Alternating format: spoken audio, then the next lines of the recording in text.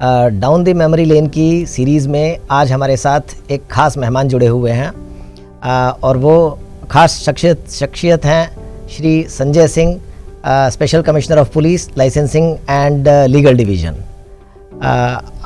Sir, आपका बहुत बहुत स्वागत है। आज के इस वार्तालाप में सर हम आपसे कुछ छोटी छोटी बातें जानना चाहेंगे। सबसे पहले तो मैं जानना चाहूँगा सर कि how was the total journey of more than 30 years in police. 33 साल का सफ़र दिल्ली पुलिस में और विभिन्न अन्य क्षेत्र में जहाँ पे मैंने काम किया, चाहे गोवा हो, अंडमान एंड निकोबार आइलैंड्स हो, तो बहुत ही एक सैटिस्फाइंग करियर रहा।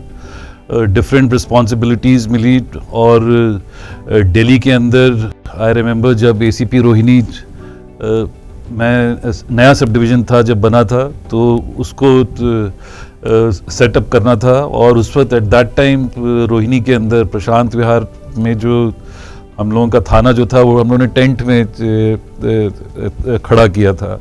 तो आप समझ सकते हो वही रोहिणी बाद में चल के ड्यूरिंग माई टाइम जब एज DCP और जब अब एज जॉइंट CP, तो वो रोहिणी इटसेल्फ एक जिला बन गया है।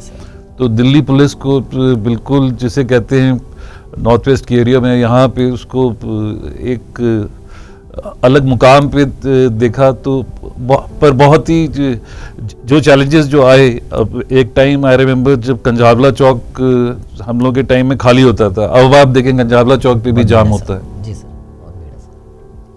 तो there are lot of changes that have taken place in policing sir. हाँ जी सर। क्राइम के हिसाब से अगर आप देखें, जो during our initial career days additional DCP के टाइम में तो हीनियस ऑफेंसेस खासकर काफ़ी था। किडनैपिंग वाज काफ़ी एट दैट टाइम 5-6 केसेस हुए थे, इंपॉर्टेंट केसेस किडनैपिंग के हम लोग के टाइम में। तो अब क्राइम का ट्रेंड अगर आप देखें तो काफ़ी चेंज है। अब अगर आप देखें तो साइबर क्राइम काफ़ी इंक्रीज हो गया है, एक्सटॉर्शन बढ़ा है, तो चेंजेस हैं कई सारे। सर, इस टोटल जर्नी में इतने लंबा आपका पुलिसिंग का करियर है, इसमें सबसे चुनौतीपूर्ण आपके लिए क्या क्षण रहे? सभी लोग जानना चाहेंगे कि सबसे चुनौतीपूर्ण क्षण क्या रहे क्राइम के लिहाज से। During early days I remember, जैसे मैंने एक तो किडनैपिंग्स का कहा, एक कलिंगा केबल के ओनर का लड़का ऋषि सेठी की किडनैपिंग थी, नजफगढ़ के MLA की किडनैपिंग, ज्ञानचंद चैन की किडनैपिंग, और इन सबको I remember leading the operations my self and being involved in them. And तो जो सबसे सेटिस्फाइंग वो जब किसी शख्स को आप रेस्क्यू करके लेके आते हैं और वो जो फिर पेरेंट्स को जो खुशी, I think those were very very satisfying. Murder के लिहाज से अगर देखें तो आत्माराम जैन का काउंसलर का जो मर्डर था, that was highly prominent. Sunita Chadha का road rage case was at that time it made headlines. So and law and order के तलक से when I was special CP law and order northern zone, तो 30,000 में जो लॉयर्स का जो एजिटेशन हुआ था, and later on as special CP law and order western zone farmers का एजिटेशन हम लोगों ने टीकरी सिंघू पे संभाला। लाखों फार्मर्स यहाँ पे आए हुए थे, उनको हैंडल करना वेरी चैलेंजिंग इंडीड। सर, एक कॉमन क्वेश्चन पूछा जाता है कि जैसा कि हम जानते हैं कि policing is a very tough job, और पुलिसिंग में आप अपना पुलिसिंग प्रोफेशनल करियर को और फैमिली लाइफ को उसको एक बैलेंस देने की बहुत ज़रूरत होती है। आज के दिन जितने भी हमारे सहकर्मी हैं, पुलिस वाले हैं, उन सबको आप क्या संदेश देना चाहेंगे कि how to balance between these two aspects of life?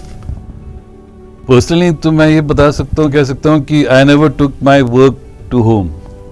During my entire career of 33 years, I never took any file to my home. Once I reached home, I was with my family, with my wife and my children.